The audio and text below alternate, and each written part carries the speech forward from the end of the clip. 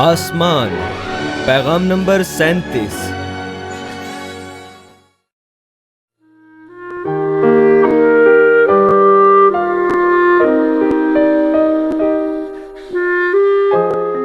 Romeo 2 باب 14 سے 15 آیات۔ اس لیے کہ جب وہ قومیں جو شریعت نہیں رکھتی اپنی طبیعت سے شریعت کے کام کرتی ہیں تو باوجود شریعت نہ رکھنے کے وہ اپنے لیے خود ایک شریعت ہے۔ چنانچہ وہ شریعت کی باتیں اپنے دلوں پر لکھی ہوئی دکھاتی ہیں، اور ان کا دل بھی ان باتوں کی گواہی دیتا ہے، اور ان کے باہمی خیالات یا تو ان پر الزام لگاتے ہیں یا ان کو معذور رکھتے ہیں۔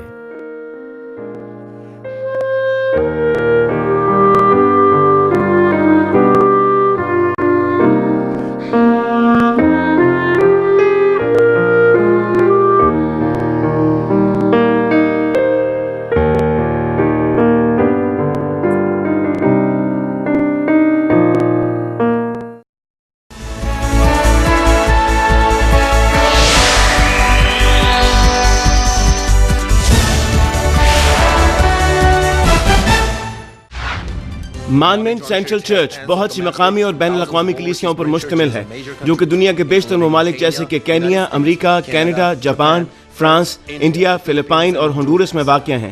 ریورنڈ ڈاکٹر جے راک لی نے پوری دنیا کے ممالک میں کروسیڈز کیے ہیں جیسے کہ Uganda, Kenya, Japan, Pakistan, Philippines, Honduras, India, روس، جرمنی، پیرو، کانگو اور نیو یارک امریکہ شامل ہیں۔ حالیہ کروسیڈ جو کہ میڈیسن اسکوائر گارڈن میں ہوا 200 سے زائد ممالک میں سیٹلائٹ کے ذریعے نشر کیا گیا۔ ان کی روحانی اور شفائی عبادات کو 200 سے زائد ممالک میں سیٹلائٹ، ریڈیو، ٹی وی اور انٹرنیٹ کے ذریعے نشر کیا گیا ہے۔ سن 2000 میں یوگانڈا میں منعقدہ انجیل مقدس کروسیڈ کو CNN پر بھی دکھایا گیا، اور ان کروسیڈز کی بنیاد پر انہیں بیداری کا عالمگیر رہنما قرار دیا گیا۔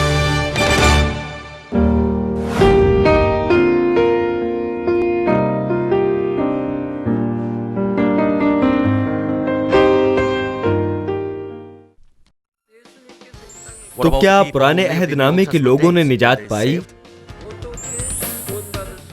کیونکہ خدا باپ محبت ہے، اس نے سب کو نجات کا ایک موقع دیا ہے، اور یہ موقع اپنے ضمیر کی عدالت ہے۔ لیکن حقیقت یہ ہے کہ ضمیر کی عدالت کے ذریعے نجات پانے والوں کی بھلائی کا درجہ مختلف ہے، اس لیے ان سب کی آسمانی رہائش گاہیں بھی مختلف ہیں۔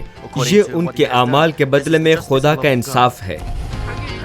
اگر وہ صرف ذاتی زندگی میں بھلائی رکھیں تو ان کو صرف دوسری سلطنت مل سکتی ہے، لیکن اگر وہ اپنی ذات میں دوسروں کے لیے کامل قربانی کا نمونہ پیش کریں تو تیسری سلطنت بھی پا سکتے ہیں۔ مگر کوئی بھی ضمیر کی عدالت کے نتیجے میں نئی یروشلم نہیں جا سکتا۔ نئی یروشلم صرف وہی جا سکتے ہیں جنہوں نے یسوع کی انجیل کو جانا، خود کو پاک کیا اور خدا کے پورے گھرانے میں وفادار رہے۔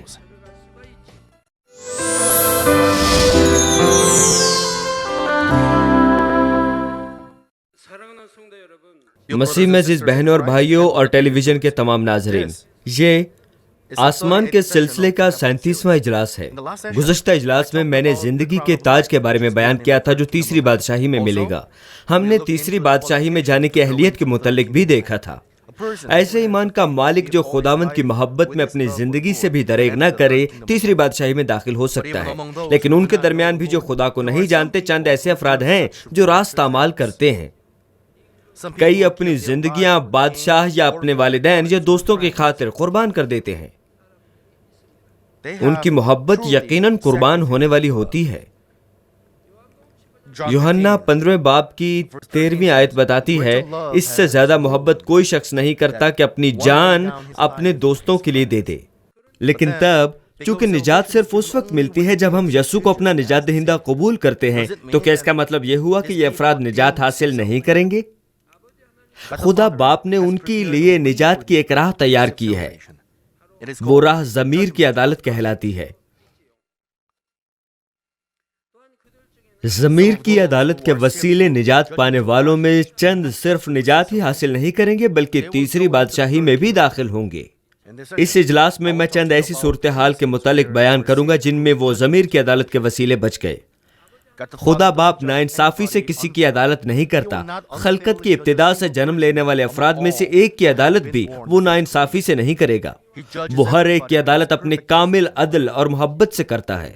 اس اجلاس میں مجھے امید ہے کہ آپ خدا کے انصاف اور محبت کو مزید گہرائی میں سمجھنے کے قابل ہو جائیں گے.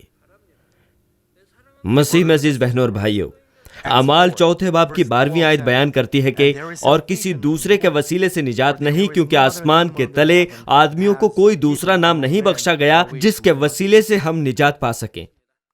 اس کا مطلب یہ ہوا کہ ہم فقط مسیح پر ایمان لانے سے ہی نجات پا سکتے ہیں. وہ جو اقرار کرتا ہے کہ یسوع مسیح نجات دہندہ ہے اور اپنے دل میں ایمان لاتا ہے، نجات پا سکتا ہے.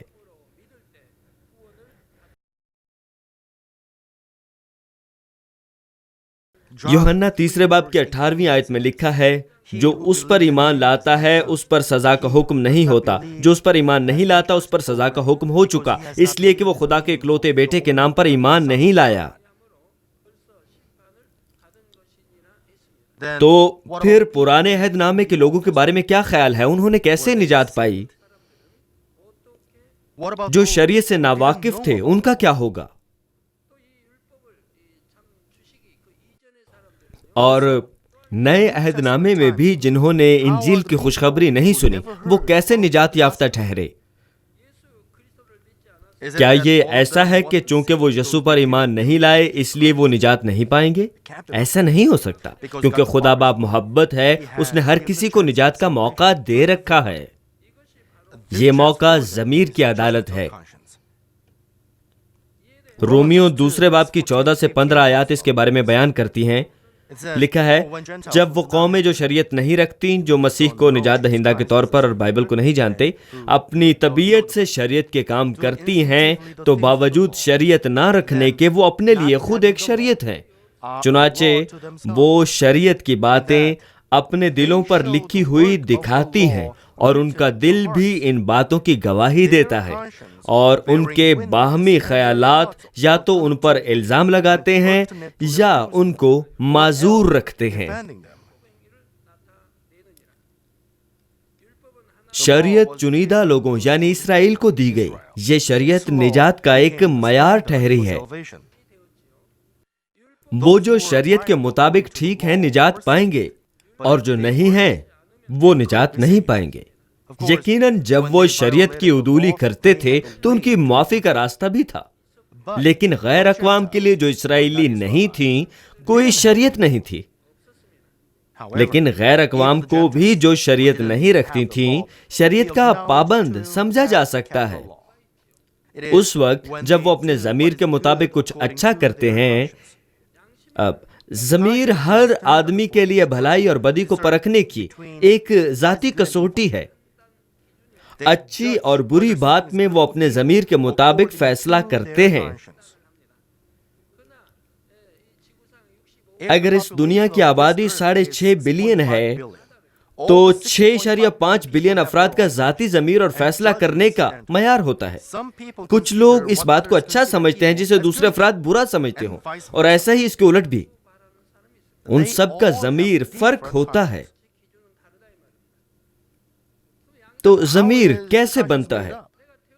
جس دن سے آپ پیدا ہوتے ہیں آپ اپنے والدین سے، اپنے بھائیوں اور بہنوں، پڑوسیوں، استادوں یا کتابوں سے سیکھتے ہیں. جب آپ انہیں سنتے اور دیکھتے ہیں تو آپ اپنا ضمیر تخلیق کرتے ہیں.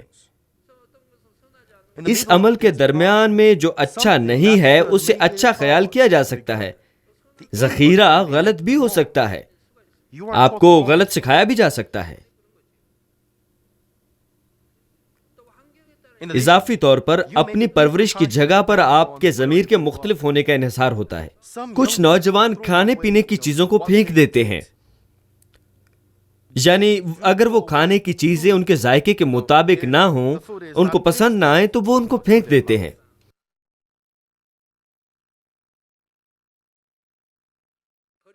لیکن کچھ دوسرے ذائقہ دار نہ ہونے کے باوجود اسے کھا جاتے ہیں. جب میں بچہ تھا اس وقت بیشتر افراد غریب تھے.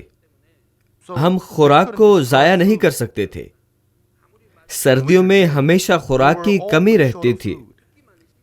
اگر کچھ ہوتا تو ہم جائزہ لیتے کہ کیا ہم اسے کھا سکتے ہیں، اور اگر کھا سکتے ہیں تو کھا لیتے. ہم نے کبھی خوراک کو پھینکنے کا نہیں سوچا، حتیٰ کہ اگر دھلائی کے دوران چاول گر جاتے تو ہم انہیں اٹھا کر دھو لیتے. ہم تمام بچے چاولوں کو جمع کر لیتے اور اس سے چاول کا مشروب بناتے.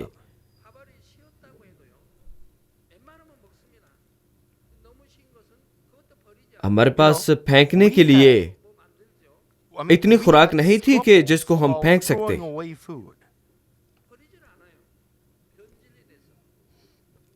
لیکن آج کل جب سے یہ ملک دولت مند ہوا ہے، کچھ نوجوان بد ذائقہ خوراک کو پھینک دیتے ہیں جب انہیں پسند نہ آئے. لیکن جو عمر کے 50، 60 اور 80 میں ہوتے ہیں وہ ایسا نہیں کرتے.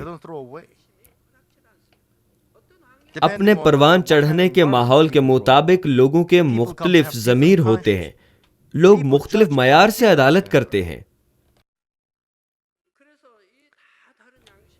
یہ ضمیر ہر شخص میں فرق ہی ہوتا ہے، کیونکہ وہ دل جس کے ساتھ ہر ایک پیدا ہوتا ہے مختلف ہے، اور ہر ایک کا ماحول بھی فرق ہوتا ہے. اپنی خودی میں دیکھنے اور سننے کے مطابق ضمیر کی عدالت کا معیار، سب انسانوں میں ضمیر کی عدالت کا معیار مختلف ہوتا ہے. اگر پیدائش سے ہی سب کو خداوند سکھائے تو ہر ایک کا ضمیر سچائی سے پر ہوگا اور سب کا ضمیر بھی بالکل ایک دوسرے جیسا ہوگا. لیکن زیادہ تر حصوں میں ایسا نہیں ہوتا، کیونکہ وہ ان لوگوں سے ہدایات لے رہے ہیں جنہیں سچائی کا صحیح سے علم ہی نہیں ہوتا، جن کے افعال خدا کی نظر میں راست نہیں ہوتے. چنانچہ انسان کے نزدیک شاید کسی کا ضمیر اچھا یا مناسب ہو، لیکن خدا کی نظر میں ایک شفاف ضمیر ڈھونڈنا نہایت مشکل ہے. چاہے کسی کا ضمیر صاف ہی کیوں نہ ہو، وہ خدا کے معیار کو نہیں پہنچ سکتا. چاہے ہر کسی کا ضمیر کامل نہ بھی ہو، اس میں پھر بھی بھلائی یا بدی ہوتی ہے. ہر کسی کے پرکھنے کا اپنا ہی معیار ہوتا ہے، اور ہر فرد کے پرکھنے کا معیار ہی شریعت کی مانند ہے. وہ کسی بات کو اچھا سمجھ کر گزرتے ہیں. جب وہ کسی بات کو غلط سمجھتے ہیں تو وہ نہیں کرتے. جب وہ کسی اچھی چیز کی پیروی نہیں کرتے تب ان کا ضمیر انہیں ملامت کرتا ہے. اس لیے آج کے حوالے کی 14ویں آیت فرماتی ہے، اس لیے کہ جب وہ قومیں جو شریعت نہیں رکھتے اپنی طبیعت سے شریعت کے کام کرتی ہیں تو باوجود شریعت نہ رکھنے کے وہ اپنے لیے خود ایک شریعت ہیں. لہٰذا وہ لوگ جو اس دور میں رہتے تھے جب شریعت نہیں تھی، اگر وہ اپنے ضمیر کے مطابق بدی کی بجائے نیکی کرتے تھے تو یہ بھی شریعت کو پورا کرنے کے برابر ہے. اگر وہ اپنے ضمیر کے مطابق بدی کرتے یا اچھائی نہیں کرتے تو یہ شریعت کی عدولی کے مترادف ہی تھا. ان کا ضمیر گواہی دیتا تھا، ان کو ضرور گواہی دیتا ہوگا. جنہوں نے مسیح کے جی اٹھنے اور آسمان پر جانے کے بعد بھی خوشخبری نہیں سنی، ان کے لیے بھی ایسا ہی ہے. وہ لوگ جن کا دل بھلا ہوتا ہے وہ محض تخلیق کی گئی چیزوں کی ترتیب کو دیکھ کر ہی خدا کے وجود پر یقین لے آتے ہیں. رومیوں پہلے باب کی 20ویں آیت میں لکھا ہے، کیونکہ اس کی اندیکھی صفتیں یعنی اس کی ازلی قدرت اور الوہیت دنیا کی پیدائش کے وقت سے بنائی ہوئی چیزوں سے معلوم ہو کر صاف نظر آتی ہیں، یہاں تک کہ ان کو کچھ عذر باقی نہیں. تو کیا آپ اس کی اندیکھی صفات، ازلی قدرت اور الوہیت کو دیکھ سکتے ہیں؟ نہیں، آپ نہیں دیکھ سکتے. لیکن وہ جن کا ضمیر صاف ہوتا ہے اس کی اندیکھی صفات، ازلی قدرت اور الوہیت کو واضح طور پر دیکھ سکتے ہیں. وہ دیکھ سکتے ہیں. واعظ 3 باب کی 11ویں آیت میں بھی لکھا ہے کہ اس نے ابدیت کو انسان کے دل میں جاگزین کیا. وہ جو دل کے بھلے ہیں جبلی طور پر خدا کے متلاشی ہوتے ہیں، گو کہ مبہم طور پر، لیکن وہ موت کے بعد حیات پر یقین رکھتے ہیں. وہ آسمانی ہستیوں کی بھی تعظیم کرتے ہیں. وہ ایک راست باز اور نیک زندگی بسر کرنے کی کوشش کرتے ہیں، اور وہ کسی حد تک سچائی سے خدا کی رضا پر چلتے بھی ہیں. اگر انہوں نے خوشخبری سنی ہوتی تو وہ لازماً خداوند کو قبول کر کے نجات حاصل کرتے اور آسمانی بادشاہی میں داخل ہو جاتے. بس خدا انہیں نجات حاصل کرنے دیتا ہے. اس زمین پر ان کی حیات کے اختتام پر وہ پہلے بالائی گور میں جاتے ہیں. وہ نچلی قبر میں جا کے اذیت نہیں اٹھاتے، وہ تمام اذیت جو جہنم میں برداشت کرنا تھی وہ نچلی قبر میں سہتے ہیں۔ چونکہ وہ بالائی قبر میں قیام کرتے ہیں، اس لیے وہ وہاں نجات کی راہ کے متعلق سنتے ہیں اور مسیح کو قبول کر لیتے ہیں۔ مسیح کی مصلوبیت سے قبل ابراہم بالائی قبر کا سربراہ تھا اور اس قبر کا سردار تھا، اور ایمان کے دیگر آباء و اجداد نے انہیں یہ سکھایا تھا کہ یسوع نجات دہندہ ہے۔ پھر مسیح کے جی اٹھنے کے بعد وہ بالائی قبر کی تمام نجات یافتہ جانوں کو ہمراہ لے گیا، اور اب بھی مرد خدا ان لوگوں کو جو ضمیر کی عدالت کی بدولت وہاں آئے ہوتے ہیں سکھاتے ہیں، یعنی یہ کہ یسوع مسیح ہی نجات دہندہ ہے۔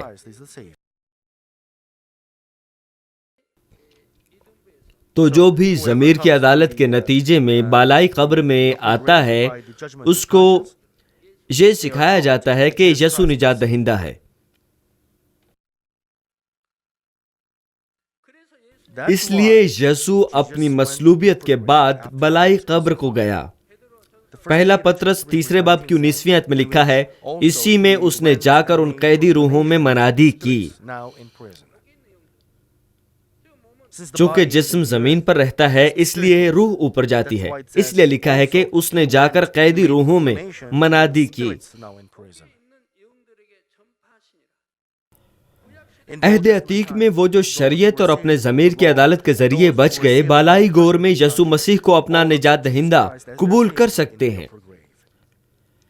مابعد وہ آسمان پر انتظارگاہ میں چلے گئے جو کہ فردوس کے نواح میں واقع ہے۔ اسی طرح وہ جنہوں نے نئے عہد میں ضمیر کی عدالت کے وسیلے نجات پائی، بالائی گور میں 3 دن کے قیام کے دوران خوشخبری سنتے اور مسیح کو قبول کرتے ہیں۔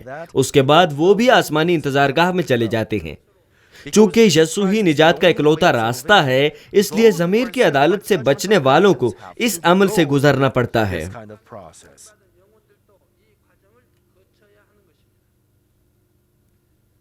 کچھ لوگ اس بات کو درستگی سے نہیں سکھاتے کیونکہ وہ خود ناواقف ہوتے ہیں۔ جب میں تھیولوجیکل سیمنری میں تھا تو وہاں ایک بہت مشہور پروفیسر صاحب ہوا کرتے تھے۔ جب میں وہاں نیا تھا تو وہ یہ بیان کرتے تھے کہ جو یسوع کو نجات دہندہ قبول نہیں کرتے نجات نہیں پا سکتے، کیونکہ یسوع ہی واحد راستہ ہے۔ وہ یہ بھی اضافہ کیا کرتے تھے کہ پرانے عہد کے تمام افراد جہنم میں ہیں۔ وہ کہتے تھے کہ خوشخبری کی منادی سے پہلے جنہوں نے مسیح کو قبول نہیں کیا وہ سب جہنم میں چلے گئے ہیں۔ لیکن روح القدس مسلسل میرے باطن میں کہتا تھا یہ صحیح بات نہیں ہے، یہ ٹھیک نہیں ہے۔ پرانے عہد نامے میں بھی خدا کے بہت سے بندے تھے، تو کیا وہ سب جہنم واصل ہو گئے؟ کیسا حیران کن ہے۔ وہ اور چند اور افراد یہ یقین رکھتے ہیں کہ یسوع کے لہو کے بغیر لوگوں نے نجات نہیں پائی۔ وہ بائبل میں سے محض اس بات پر یقین رکھتے ہیں۔ انہیں ضمیر کی عدالت کا علم ہی نہیں ہے، اس لیے وہ غلطی کر بیٹھتے ہیں۔ دوسری طرف وہ جو ضمیر کی عدالت کے وسیلے نجات نہیں پاتے نچلی گور میں جاتے ہیں، جسے عالم ارواح بھی کہتے ہیں۔ وہ عظیم عدالت کے وقت تک یہاں اذیت اٹھائیں گے اور پھر وہ ابدی آگ میں پھینک دیے جائیں گے۔ مسیح میں عزیز بہنوں اور بھائیوں، اب ضمیر کی عدالت سے نجات پانے والوں کو آسمان میں کون سی سکونت گاہ بخشی جائے گی؟ کیا آپ متجسس نہیں ہیں؟ چونکہ انہوں نے مسیح کے نام میں خدا کی بادشاہی کے لیے کچھ بھی نہیں کیا ہوگا، تو کیا وہ سب فردوس میں جائیں گے؟ حقیقت یہ ہے کہ ضمیر کی عدالت کے وسیلے نجات پانے والوں کی نیکی کا معیار سب میں مختلف ہوگا۔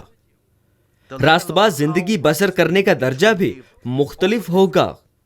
لہٰذا ان لوگوں کے لیے ان کے اعمال کے مطابق آسمانی سکونت گاہیں بھی فرق ہوتی ہیں۔ یہ خدا کا عدل اور محبت ہے۔ اس کے بغیر کس قدر جانیں جو جہنم میں جا چکی ہیں وہ خدا سے شکایت کرتی، وہ شاید یہ کہتی خدا نے ہمیں کیوں بنایا اور جہنم میں بھیج دیا؟ خالق خدا نے ہمیں کیوں تخلیق کیا اور پھر جہنم میں جانے دیا؟ وہ یسوع کو نہیں جانتے تھے کیونکہ اس وقت یسوع تھا ہی نہیں، انہیں خوشخبری کا علم ہی نہیں۔ تو وہ سب کس قدر شکایات کرتے. اگر وہ تمام فردوس میں داخل ہو جاتے تو وہ یہ کہتے ہوئے شکوہ کر سکتے تھے ہماری افزائش زیادہ اچھی نہیں ہوئی اور ہم یہاں فردوس میں ہیں. ہم جو مسیح کے بعد پیدا ہوئے فردوس آسمان کی پہلی دوسری تیسری بادشاہی میں جا سکتے ہیں، لیکن وہ جو یسوع سے پیشتر پیدا ہوئے تو وہ کیا صرف فردوس میں ہی داخل ہو سکتے ہیں؟ کیا وہ یہ شکوہ نہیں کر سکتے؟ کیا وہ یہ نہیں محسوس کرتے کہ یہ صحیح نہیں ہے، کہ اس میں کچھ خرابی ہے؟ تب وہ کیا معیار ہیں جو ضمیر کی عدالت کے وسیلے نجات پانے والوں کی سکونت گاہ کا فیصلہ کرتے ہیں؟ میں پہلے آپ کو تیسری بادشاہی میں جانے والوں کے متعلق بتاتا ہوں. ان کے لیے جو تیسری بادشاہی میں جانے کے لیے خوشخبری سے واقف ہیں، انہیں خدا سے بے پناہ محبت کرنا ضروری ہے. خدا سے بے پناہ محبت کا ثبوت یہ ہے کہ تمام بدی کی قسموں کو اتار پھینکا جائے اور مقدس بنا جائے. بائبل کیا فرماتی ہے؟ خدا سے محبت کا ثبوت کیا ہے؟ اس بات کو ثابت کرنے کے لیے خدا کے حکموں کو ماننا، صحیح؟ اور خدا کے لیے اپنی جان دینے کے قابل ہونا، یہ بھی ایسا ہی ہے. ان میں سے جنہوں نے خوشخبری نہیں سنی، چند ایسے افراد بھی ہیں جنہوں نے اپنے ضمیر کو راست اور نیک رکھنے کے لیے ایک قربان شدہ زندگی بسر کی. مثلا ایسے وفادار قوم کے خادم بھی ہیں جنہوں نے اپنی زندگیاں ملک اور بادشاہ کے لیے قربان کر دیں. گو کہ بادشاہ ان کی وفاداری کو نہ پہچان پائے اور بلا وجہ انہوں نے مشکل سہی، تو بھی انہوں نے بادشاہ سے نفرت نہیں رکھی، نہ ہی کوئی شکوہ کیا. نمک حلال اور وفاداری سے قائم رہنے والوں پر بہتان لگائے جاتے ہیں، ان پر ایذا رسانی بھی کی جاتی ہے، انہیں جلا وطن بھی کیا جاتا ہے، ان کو مارا پیٹا بھی جاتا ہے اور ان کا سر بھی قلم کیا جاتا ہے. لیکن وہ اپنے بادشاہوں کے خلاف کوئی شکایت نہیں کرتے. چاہے انہیں زہر دے دیا جائے، وہ اس جگہ پر آتے ہیں جہاں ان کا شاہ موجود ہوتا ہے. کورنش بجاتے ہیں، اپنا بدن صاف کرتے ہوئے بخوشی زہر پی لیتے ہیں.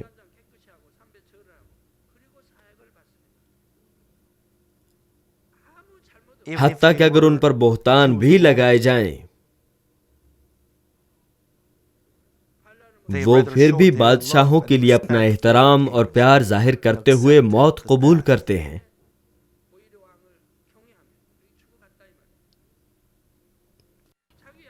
اپنے ضمیر کی راست بازی کی پیروی کرتے ہوئے وہ جان دینے تک وفادار رہے. ان خادموں کے ضمیر کی یہ راست بازی سچائی کی راست بازی کے ساتھ برقرار رہتی ہے. اس کا تعلق سچائی میں نیکی کے تیسرے یا چوتھے درجے سے ہے. وہ ایسی نیکی اور راست بازی کے مالک ہوتے ہیں جو سچائی کے مطابق ہوتی ہے، اور وہ اسے برقرار رکھنے کے لیے خود کو نثار تک کر دیتے ہیں. تو اگر انہوں نے خوشخبری سنی ہوتی تو کیا ہوتا؟ تو وہ یقیناً خدا کو لا تبدیل پیار کرتے اور خدا کے لیے اپنی جانوں کو بھی قربان کر دیتے.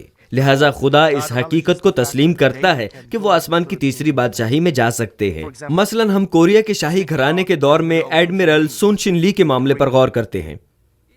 ایڈمرل لی یسوع کو نہیں جانتے تھے، لیکن انہوں نے کچھ ایسا عمل کیا جو سچائی سے مطابقت رکھتا تھا. ملک کے بادشاہ اور عوام کے لیے انہوں نے وفاداری سے کام کرتے ہوئے اپنی جان قربان کر دی. وہ شخصی شہرت، اختیار یا دولت نہیں چاہتے تھے، انہوں نے صرف ہر ایک کی خدمت کرتے ہوئے قربانیاں دی. ہم ان کی زندگی میں کسی قسم کی بدی کا شائبہ تک نہیں پاتے. جب ان پر بہتان لگایا گیا اور حراست میں لیا گیا تو وہ ایک بے ضرر بھیڑ کی مانند ہی تھے. انہوں نے کسی کے خلاف شکایت نہیں کی. جب کسی نے ان پر جھوٹا الزام لگایا تو وہ بالکل خاموش رہے. ان پر بے انتہا تشدد کیا گیا تھا اور انہیں بغیر کسی رینک کے ملک کی خدمت کا کہا گیا تھا، مگر انہوں نے بغیر کسی شکایت کے اسے قبول کیا. انہوں نے خود پر بہتان لگانے والوں کی بھی شکایت نہیں کی.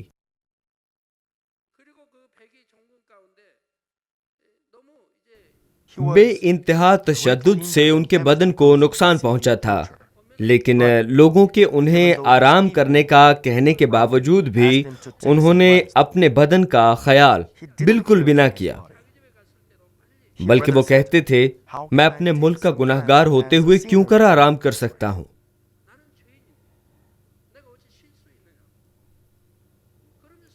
وہ پہلے ملک کا سوچتے تھے،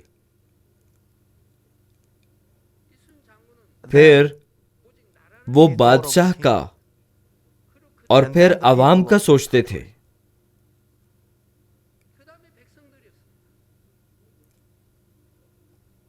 اور پھر وہ اپنے خاندان کا سوچتے تھے۔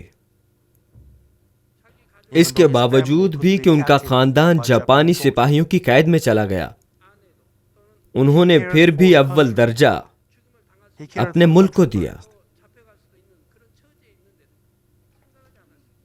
جب ان کے ارد گرد کے افراد اسے اپنے خاندان کے متعلق کچھ سوچنے کا بولتے تو وہ پہلے اپنے ملک کا سوچتا۔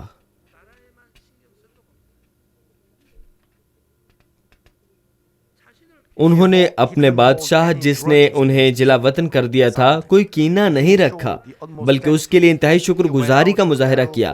وہ بادشاہ کے لیے جنگ کے لیے اور پوری تندہی سے لڑے۔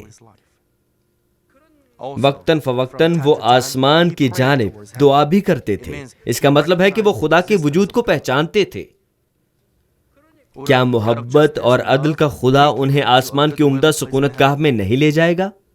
اگر اتنا نیک آدمی جہنم میں جائے تو کیا یہ آپ کے خیال میں ٹھیک ہوگا؟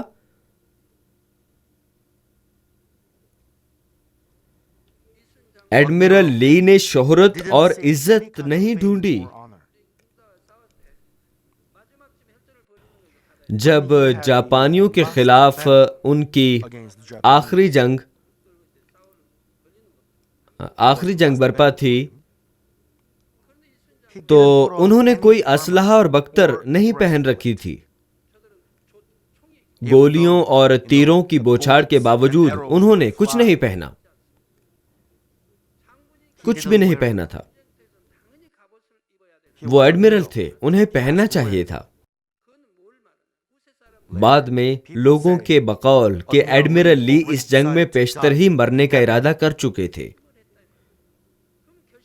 ایسا کیوں تھا؟ اگر وہ جنگ جیت جاتے اور دشمن کو شکست دیتے تو بھی انہیں علم تھا کہ ان پر اور ان کے مددگاروں پر بھی دوبارہ الزام لگایا جائے گا، اس لیے انہوں نے باعزت موت کا چناؤ کیا۔ انہوں نے باعزت موت کو اپنے لیے چنا، اسی لیے انہوں نے کچھ بھی زیب تن نہیں کیا۔ اور بعد میں لوگوں نے یہی بتایا۔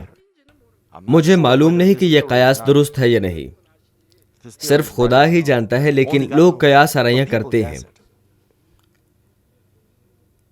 اس بات کے باوجود کہ انہیں محبت کی گئی، ان کا احترام اور تعظیم کی گئی، انہیں علم تھا کہ ان کے ساتھ کیا ہوگا۔ چونکہ انہیں اس بات کا علم تھا کہ ان کا ساتھ دینے والے ہی ان پر بہتان لگائیں گے، اس لیے انہوں نے موت کا چناؤ کیا۔ اس قدر نیک انسان ہونے پر وہ کیسے آسمان پر نہیں جا سکتا تھا؟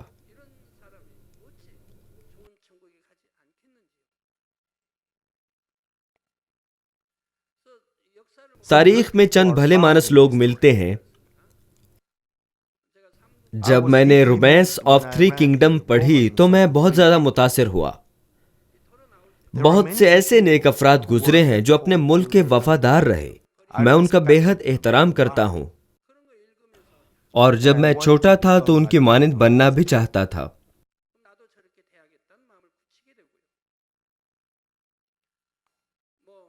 جیسے کہ شاید آپ جانتے ہوں، جیو گالیانگ بے حد اچھا انسان تھا، اس میں کوئی بھی بدی نہیں پائی جاتی تھی۔ دوسرے جرنیلوں میں بے حد برائیاں تھیں، لیکن اس میں نہیں تھی۔ جنرل چو چیو لیونگ کے بارے میں آپ کا کیا خیال ہے؟ اس میں بھی کوئی برائی نہ تھی۔ وہ اپنے بادشاہ، عوام اور ملک کے ساتھ وفادار تھا۔ وہ 5 عظیم جرنیلوں میں سے ایک تھا، لیکن اس میں کوئی برائی نہیں تھی۔ وہ بوڑھا ہو کر مرا، جنگ میں اس کی ہلاکت نہیں ہوئی۔ وہ ہر میدان جنگ میں رہا لیکن وہ سب میں محفوظ رہا اور بستر پر ہلاک ہوا. وہ بیمار بھی نہیں ہوا, وہ اپنے بڑھاپے کی وجہ سے فوت ہوا. زیو گلیانگ نے نبوت کی تھی کہ چونکہ اس نے بے شمار افراد کو مارا تھا اس لیے وہ بیماری سے ہلاک ہوگا. اس نے خدا کے وجود کو جان لیا تھا.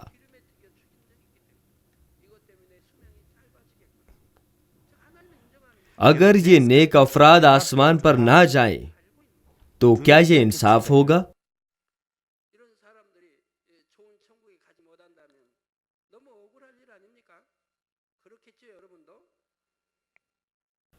کچھ مزید معاملات بھی ایسے ہیں جن میں خدا ان افراد کو جو ضمیر کی عدالت کے وسیلے بچ گئے تیسری بادشاہی میں لے جاتا ہے. یعنی وہ افراد جو خوبصورت دل کے مالک ہوتے ہیں اور جو اپنے والدین اور پڑوسیوں کے لیے خود کو مکمل طور پر قربان کر دیتے ہیں. میں نے ایسے والدین کا ذکر نہیں کیا جو بچوں کے لیے خود کو قربان کرتے ہیں.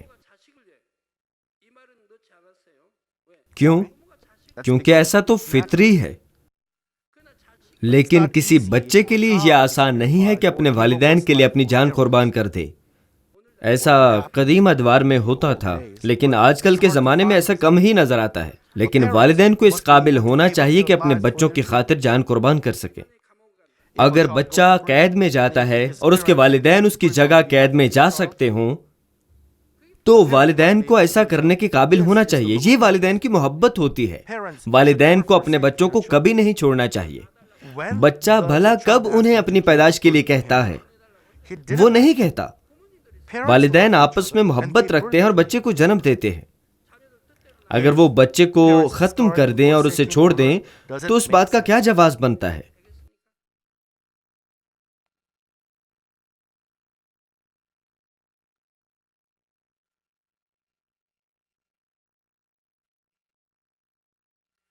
مثلاً آئے ہم شم چونگ اور کونگ جوئی کے معاملے پر غور کرتے ہیں جو کہ کوریا کی روایتی کہانیوں کے مرکزی کردار ہیں. شم چونگ نے اپنے نابینا باپ کی ساری زندگی خدمت کی اس شکر گزار دل کے ساتھ کہ اس نے مشکل حالات میں بھی اس کی پرورش کی. بالآخر اس نے اپنے باپ کی بصارت کے حصول کے لیے اپنی جان تک قربان کر دی. کونگ جوئی کے معاملے میں بھی اس نے اپنی سوتیلی ماں کی خدمت دل و جان سے کی جس نے اسے بہت دکھ بھی دیے. اس نے کبھی بھی اپنی سوتیلی ماں سے نفرت نہیں کی. وہ مشکل حالات میں بھی نہیں بڑبڑائی. اپنی تمام تر محبت سے اس نے اپنی سوتیلی ماں کی بیٹی پت جوئی کا خیال رکھا. اس کی سوتیلی بہن نے بھی اپنی ماں کی طرح اس سے برا سلوک کیا لیکن کونگ جوئی نے سب برداشت کیا اور خاموش رہی. یہاں تک کہ جب اس کی سوتیلی ماں اپنی بیٹی پر انتہائی عنایت کرتی تھی تو وہ اس بات کو بھلائی ہی سمجھتی تھی اور دل میں کوئی کینہ نہیں رکھتی تھی. اب سچائی میں بھی کونگ جوئی اور شم چونگ کی نیکی کے کس درجے میں آتی ہے؟ یقیناً یہ محض کہانی ہے لیکن اگر یہ سچی ہوتی تو وہ کس قدر اچھے ہیں, وہ کس قدر نیک ہیں. یہ نیکی کا تیسرا اور چوتھا درجہ ہے. اگر ان کے مانند لوگ ہوتے تو وہ یقیناً آسمان کی تیسری بادشاہی میں جانے کے قابل ہوتے. عزیز بھائی اور بہنوں, تو ضمیر کی عدالت سے نجات پانے والوں میں سے کون آسمان کی پہلی اور دوسری بادشاہی میں داخل ہوگا؟ اولاً وہ لوگ جنہوں نے شخصی طور پر نیک زندگی بسر کی ہوگی آسمان کی دوسری بادشاہی میں داخل ہوں گے. انہوں نے دوسروں کے لیے کچھ بھلا نہیں کیا ہوتا لیکن انہوں نے کچھ بدی بھی نہیں کی ہوتی. وہ ایماندار زندگی بسر کرتے ہیں. وہ اپنے انفرادی سطح پر کسی دوسرے کو نقصان پہنچائے بغیر بھلائی کی تقلید کرتے ہیں. لیکن انہوں نے جو آسمان کی تیسری بادشاہی میں داخل ہوتے ہیں صرف شخصی نیک زندگی بسر نہیں کی ہوتی. اپنے ضمیر کی بھلائی کی پیروی کرتے ہوئے وہ خود کو ملک اور اپنے پڑوسیوں کے لیے قربان کر دیتے ہیں. وہ اس قدر محبت کرتے ہیں کہ اگر انہیں اپنی جان بھی دینا پڑے تو وہ ایسا کر سکتے ہیں. انہوں نے دوسروں کے فائدے کے لیے خود کو قربان کرنے کے عمل دکھائے. اس قسم کا آدمی دوسروں کو نیکی کی پیروی کرنے کے لیے نیک کاموں سے متاثر کر سکتا ہے. نیکی کے مختلف درجات ہیں. اگر وہ محض اپنی شخصی زندگی میں نیکی کو قائم رکھتے ہیں تو انہیں صرف دوسری بادشاہی ہی دی جا سکتی ہے، لیکن اگر انہوں نے دوسروں کے لیے خود کو قربان کر کے کامل بھلائی کا اظہار کیا ہو تو انہیں تیسری بادشاہی بھی عنایت ہو سکتی ہے۔ ان خادموں کے لیے بھی ایسا ہی ہے جنہوں نے اپنی وفاداری کو ملک اور بادشاہ کے لیے قائم رکھا تھا۔ ہم دیکھ سکتے ہیں کہ ہر خادم میں راست بازی مختلف تھی۔ فرض کیجئے کچھ ناراست کام ہوا تھا۔ ایک راست باز خادم جو تیسری بادشاہی میں جا سکتا ہے اس قابل ہوگا کہ ناراست باتوں کو راست میں تبدیل کر سکے اور تمام اعمال بھلائی میں ہوں گے، چاہے نقصانات ہی کیوں نہ اٹھانا پڑے۔ ایسا شخص بھلائی سے برداشت کرتا ہے، چاہے دوسرے اس پر الزام لگائیں یا غیبت ہی کیوں نہ کریں، وہ بدی کے عوض بدی نہیں کرے گا۔ لیکن ایک خادم جو دوسری بادشاہی میں جاتا ہے کس انداز سے عمل کرے گا؟ سوچئے،